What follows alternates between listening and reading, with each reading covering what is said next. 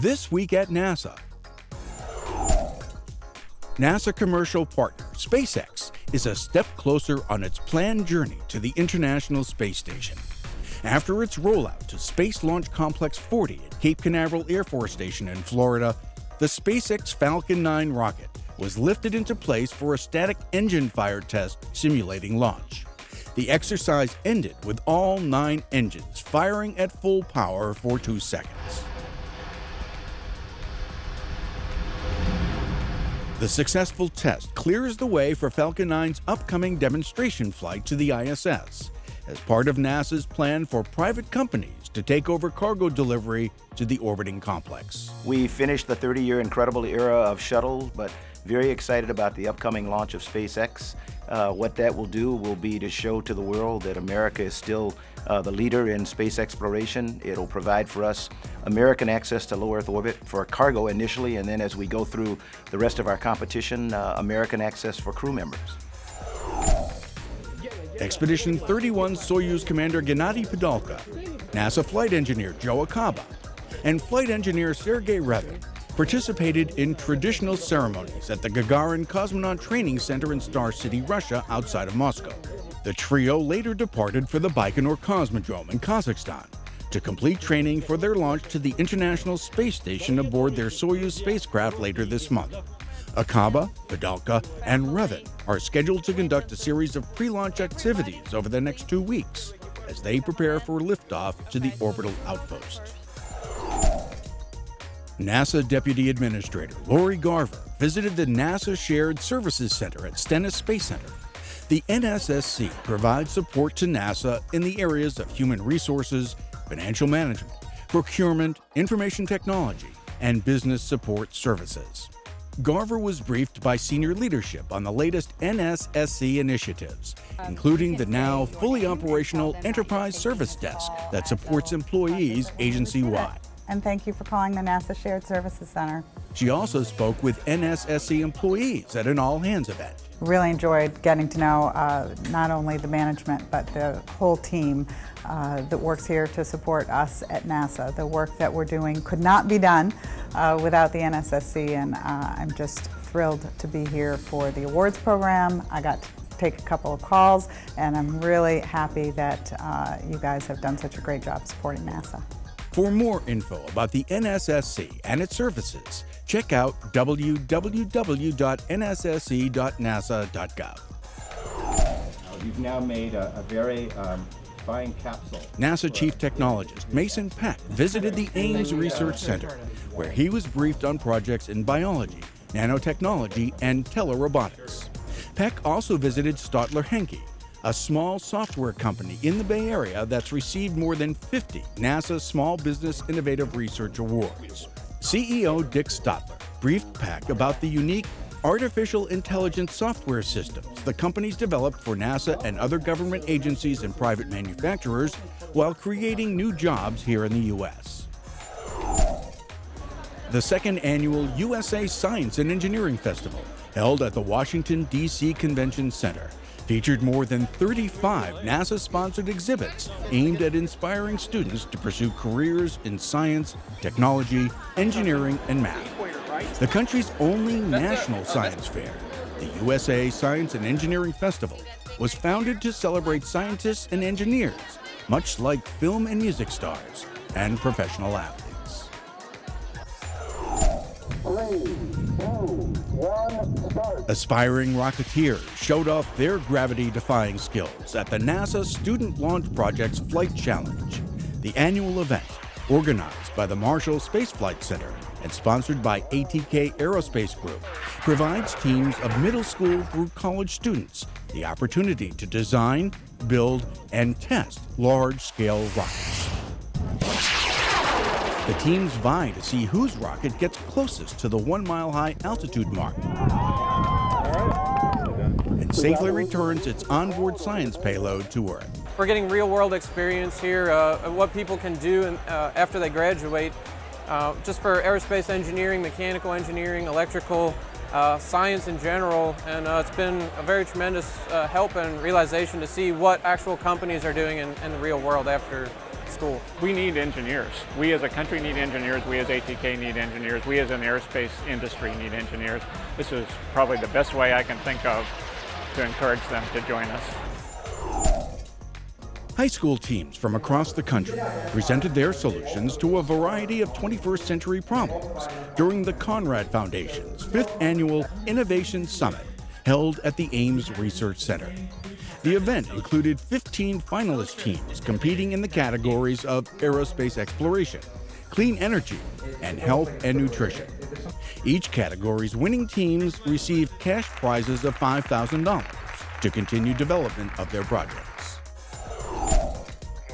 NASA astronaut Dottie Metcalf Lindenberger will lead an international team of 4 aquanauts on the 16th NASA Extreme Environment Mission Operations, or NEMO expedition, next month off the coast of Key Largo, Florida.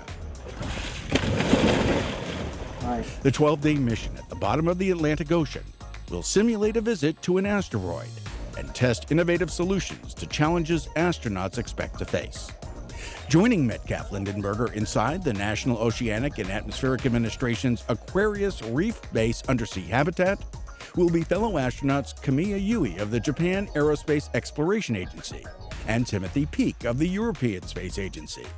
Rounding out the crew is Steve Squires, the Cornell University astronomy professor and principal investigator of the Mars rovers, Spirit and Opportunity.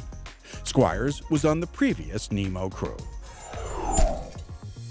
The agency's website, nasa.gov, has won Webby Awards in 2 categories as the best in government. The site received its 4th consecutive People's Voice Award, its 5th overall, and for the first time, captured the annual competition's Judges Award. www.nasa.gov is one of the most visited government URLs, with consistently high customer satisfaction ratings comparable to popular commercial sites. All 3 engines up and burning. 2, 1, 0, and liftoff. Its busiest day ever was July 8, 2011, when NASA TV coverage of the launch of STS-135, the final space shuttle mission, was watched by more than 560,000 people at nasa.gov. A Webby Award is the foremost honor recognizing the world's best websites.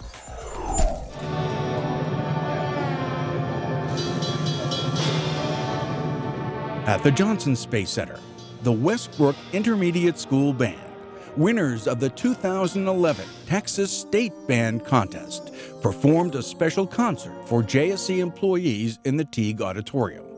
The featured selection was a special piece commissioned by the band directors to commemorate the Space Shuttle program, entitled STS Mission, Etcetera Terra. Mission STS, which is the scientific distinction in the title, and Etcetera Terra, which is the poetic. Now, Etcetera Terra is derived from both the Italian and Latin languages to mean to exceed the earth, so very fitting. Etcetera coming from Latin aceto, which means to exceed, and terra meaning earth. A photo of the band in front of the full fuselage shuttle trainer at JSC was included in their concert program.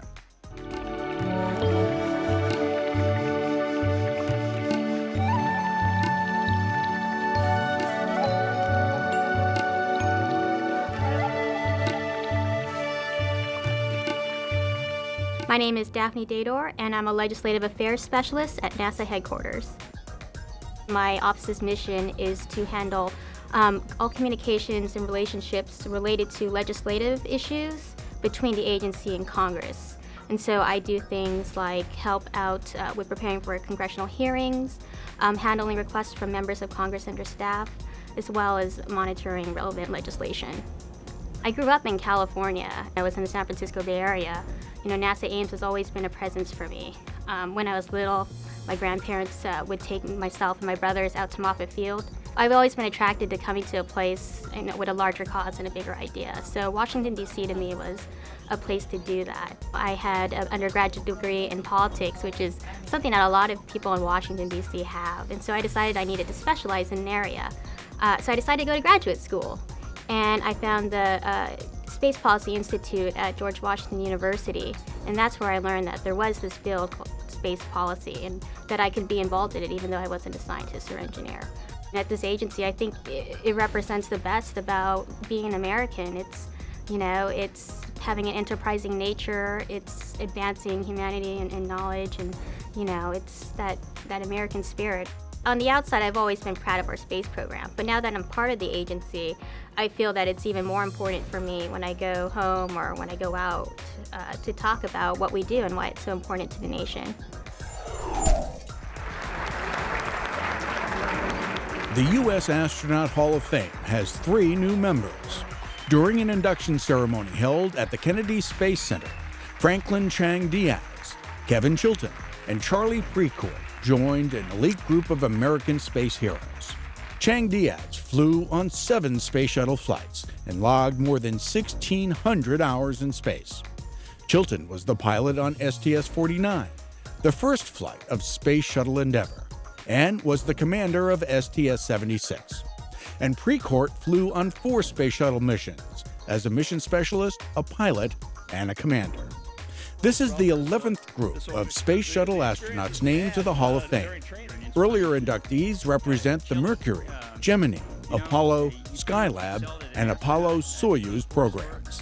There are now 82 space explorers enshrined in the Astronaut Hall of Fame. 51 years ago, on May 5, 1961, Mercury astronaut Alan Shepard launched aboard his Freedom 7 spacecraft from Cape Canaveral's Launch Complex 5, making him the first American in space. His historic flight came 3 weeks after Russian cosmonaut Yuri Gagarin became the first human to do so. Shepard's suborbital flight reached an altitude of 116 miles and lasted about 15 minutes. After traveling just over 300 miles, Shepard and Freedom 7 splashed down safely in the Atlantic Ocean. 20 years ago, on May 7, 1992, Space Shuttle Endeavour launched from the Kennedy Space Center on its maiden voyage, STS-49. 3, 2, 1. Booster ignition and liftoff of the maiden voyage of Endeavour on a satellite rescue mission. The 9-day mission included the first 3-person spacewalk, during which mission specialists Pierre Thuot, Richard Heeb, and Tom Akers retrieved and attached the crippled Intel 6 satellite to a new upper stage, then relaunched it to its intended geosynchronous orbit. Providing assistance inside Endeavour was Commander Dan Brandenstein, mission specialists Kathy Thornton and Bruce Melnick, and pilot Kevin Chilton, a 2012 inductee of the Astronaut Hall of Fame. And that's This Week at NASA. For more on these and other stories, or to follow us on Facebook, Twitter, and other social media, log on to the Webby Award-winning www.nasa.gov.